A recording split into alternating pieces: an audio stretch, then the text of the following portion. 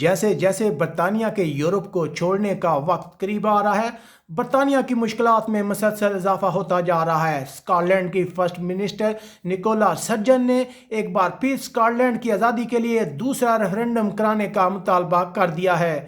تارکین وطن کی اہم خبروں، تبصروں اور ان کے تجزیات کے ساتھ میں ہوں آپ کا میزبان پرویز اقبال۔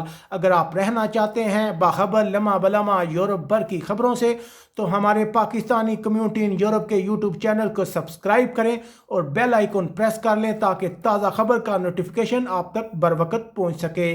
یہاں ایک بڑی خبر ہے جو ہم شامل کر رہے ہیں انگلینڈ سے۔ انگلینڈ کے وزیر اعظم بورس جانسن نے اسکاٹ لینڈ کی جانب سے آزادی کے لیے دوسرا ریفرنڈم کرانے کا مطالبہ مسترد کر دیا ہے۔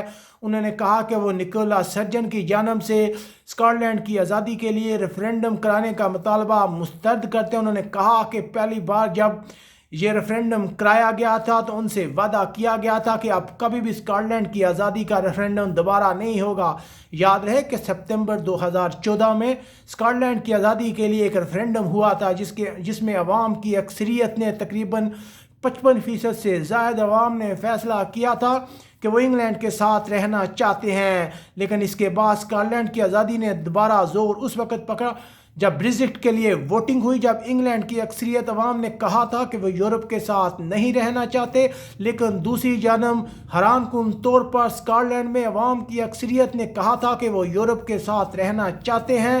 ایسے وقت میں ماہرین نے کہنا شروع کر دیا تھا کہ یہ مسئلہ ایک دن سر اٹھائے گا، اسکاٹ لینڈ زیادہ دیر انگلینڈ کا حصہ نہیں رہے گا۔ اب اسکاٹ لینڈ کی فرسٹ منسٹر نکولا سرجن نے کہا ہے کہ مسٹر جانسن وزیر اعظم کے عہدے کے لیے اہل نہیں ہے، وہ اسکاٹ لینڈ کی آزادی کو کسی صورت بھی نہیں روک سکتے۔ اسکاٹ لینڈ کی آزادی کے لیے ریفرنڈم ہو کر رہے گا۔ وہ آئندہ کے لیے نئی حکمت عملی کا اعلان کرنے والی ہیں، لیکن یہ کہنا درست ہوگا کہ اس وقت برطانیہ کی مشکلات میں اضافہ ہوتا جا رہا ہے۔ دوسری طرف اسکاٹ لینڈ کی فرسٹ منسٹر نکولا سرجن نے کہا ہے کہ وہ اسپین لینڈ کے صوبے کتالونیا میں ہوئے ریفرنڈم کی طرح کا کوئی ریفرنڈم نہیں کرانا چاہتے جس سے کوئی مقصد حاصل نہیں ہوگا، کیونکہ ایسا ریفرنڈم جو مرکزی گورنمنٹ کی اجازت کے بغیر ہو اسے یورپی یونین یا بین الاقوامی برادری قبول نہیں کرے گی۔ اس لیے وہ جب بھی ریفرنڈم کرائیں گی مرکزی گورنمنٹ کی مرضی سے ہی کرائیں گے۔ لیکن ایسے وقت میں جب برطانیہ یورپ کو چھوڑ رہا ہے،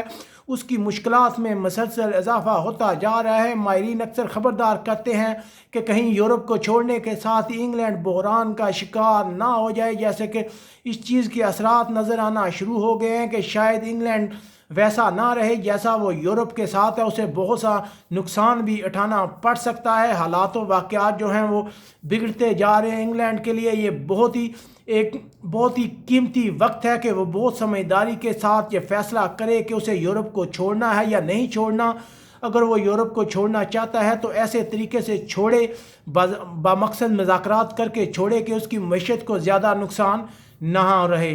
امید ہے آپ کو ہمارا یہ ویڈیو پسند آیا ہوگا۔ جیسے جیسے اسکاٹ لینڈ کی گورنمنٹ یا اسکاٹ لینڈ کی فرسٹ منسٹر نکولا سرجن کی جانب سے مزید کسی حکمت عملی کا اعلان کیا جاتا ہے ریفرنڈم منعقد کرانے کے لیے تو ہم اپنے ناظرین کو باخبر رکھیں گے۔